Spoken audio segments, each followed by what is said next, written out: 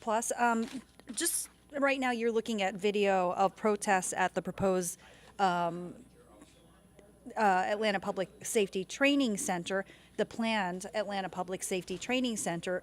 And I want to let you know that opponents have been delivering boxes filled with signatures in an effort to stop, what they're calling Cop City.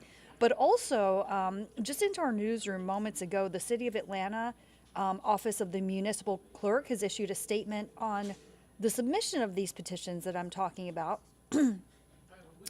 and responding there, and essentially saying, in part, that we received petitions from those seeking a referendum on the Atlanta Public Safety Training Center and have locked them away in a secure location until we receive further rulings from the 11th Circuit Court.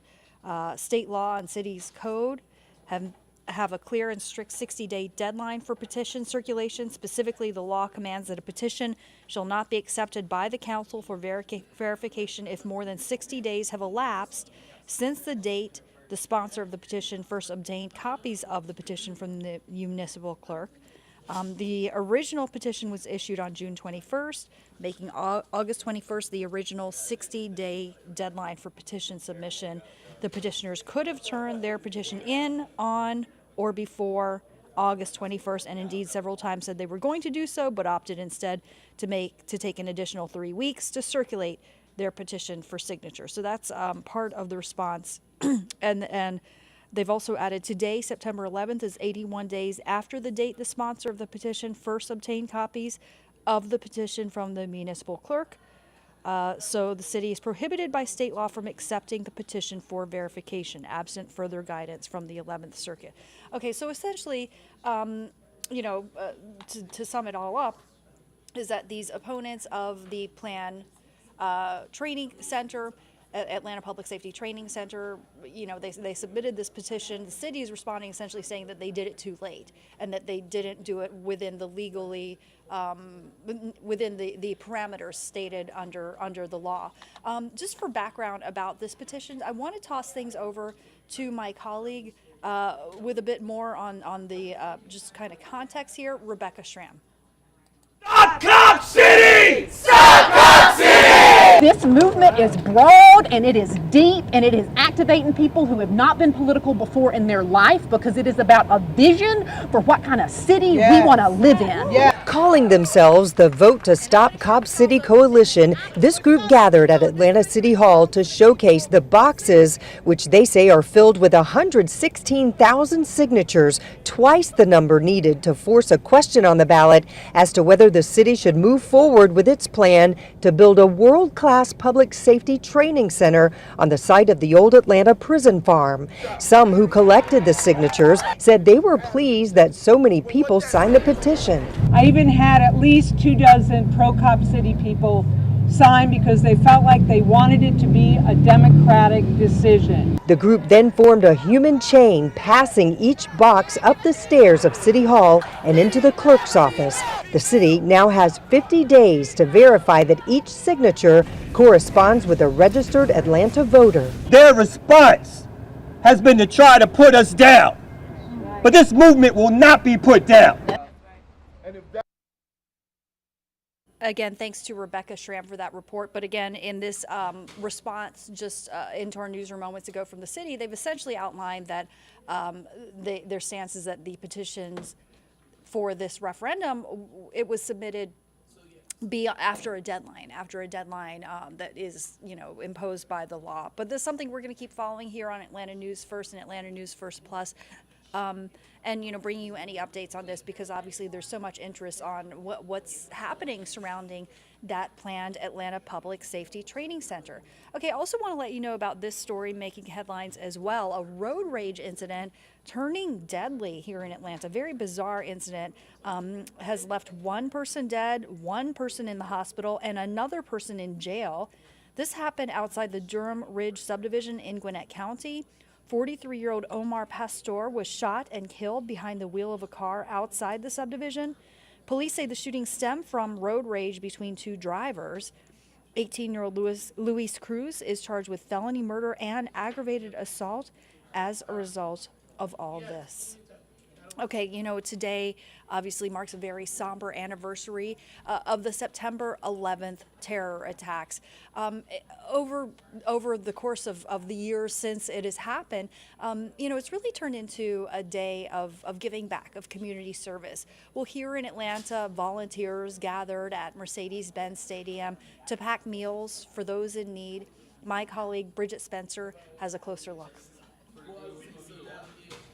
It was a day mired in tragedy, a day millions of Americans remember very clearly. And I was going to class, and they actually canceled classes that day, and we had to reflect and, kind of like take in what happened. Alicia Bell knew from that day forward that she would be sure to give back to her community alongside her fellow Americans.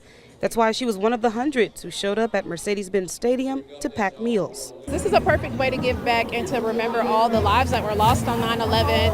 And also feeding the community is important. It helps us thrive. Nearly 1,000 people spent the 9/11 anniversary packing nutritious food to feed thousands in Metro Atlanta. Today we are packing, I think, between 300,000 and 500,000 meals. It's all going to be oatmeal, and it's going to be distributed to our partner at the Atlanta Community Food Bank, and then they're going to help distribute it to all of the food pantries around the Metro Atlanta region. The oatmeal will be distributed along with other food items to thousands of people who face food insecurity in our area.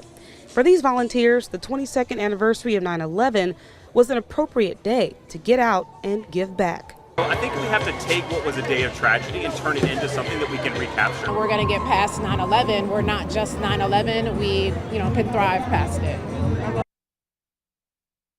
Our thanks to Bridget Spencer for that report. Also really happy to report some positive news for you today. Remember, we told you 3 weeks ago about that dog that went missing at the world's busiest airport in Atlanta. Really complicated story. We actually broke the story. We interviewed the owner of that lost dog, and she was heartbroken. She was very panicked about where her dog might be. Well, the positive news that we have to share with you today is that the dog has been found, is safe and sound, and is now in the process of being reunited with her owner. My colleague Madeline Montgomery has a closer look. It was so exciting to finally meet Maya right here at this moment. She is on the way home to the Dominican Republic to finally see her mom after 3 weeks. Her mom, Paola's mom, flew in by Delta in order to pick her up and take her home. The final stretch in a journey that took a lot longer than anticipated. It feels so good. It feels such a relief. I am so happy. My heart is full of love. And I know that it's going to bring all the love and all the peace again back to my family. Maya is flying back to the Dominican Republic today with her abuela after being lost at the world's busiest airport for 23 days. This has been like a tragedy at home.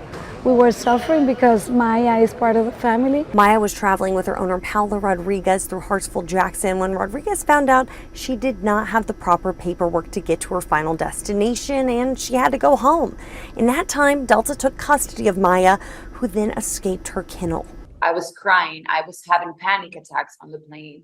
I had to get on the plane because the U.S. Border Control, they told me hey, we can't have you here by law in this airport for more than 24 hours. Pet recovery specialist Robin Allgood started working with Rodriguez to help find Maya, putting flyers up near the airport. One of those flyers was spotted by a FedEx worker who then spotted Maya 3 weeks after she'd gone missing. This is a miracle. I believe this is a miracle. Allgood and airport staff went and found Maya near the North Cargo facilities. Scooting, and I got up to her and she still hadn't turned around and looked at me. And so I just took a deep breath and I thought, you know what? It's now or never. And I just reached up with both hands and just grabbed around her waist, and she just relaxed into my hands, and I had her. Delta Flew Rodriguez's mom was set in so that she could finally bring Maya home. We never lost the faith. We knew we were going to get Maya. We knew our dog. We know she's a fighter. She's a survivor. She was going to make it, and here she is.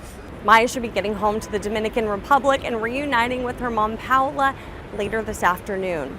Reporting at Hartsville-Jackson Atlanta International Airport, I'm Madeline Montgomery, Atlanta News First. And our thanks to Madeline for that report. It's such a nice treat when we get to report stories like that. We thank you so much for joining us here on Atlanta News First and Atlanta News First Plus. Of course, you can continue to get updates sent right to your phone by downloading our free Atlanta News First app. Have a great day.